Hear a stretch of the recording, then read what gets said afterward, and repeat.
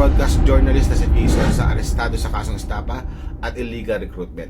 Sir, confirm po namin yung Jason sana nasa QC BJMP facility. Siya po ba yung news anchor? Opo, siya po. Ikinumit po siya sa pangalang Jose Y. Sonza ng RTC Branch 100, Quezon City. Anong kaso, sir? Ito pong kaso niya po ay isang kaso na isa na estafa and then isa po na syndicated and large-scale illegal recruitment. Halos 2 linggo na pala nakakulong si Jason sa Quezon City Jail. Matakasasada ang dating TV personality papuntang Hong Kong nang arestuhin ito ng BJMP dahil sa kinakaharap nitong mga kaso. So kung babalikan natin, nakilala si Jason sa programang Mel and Jay, isang talk show na dating ABS-CBN at lumipat sa GMA7.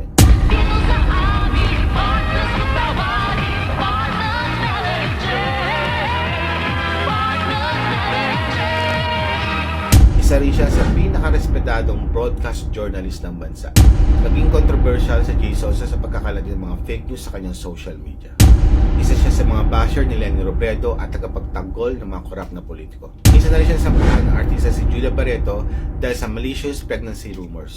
Isa sa mga sinampang kaso sa controversial na TV personality ay large-scale illegal recruitment which is non-available. Medyo nakakaawa rin si Jason sa kasi isa siya sa mga nire-respeto kong broadcast journalist noon.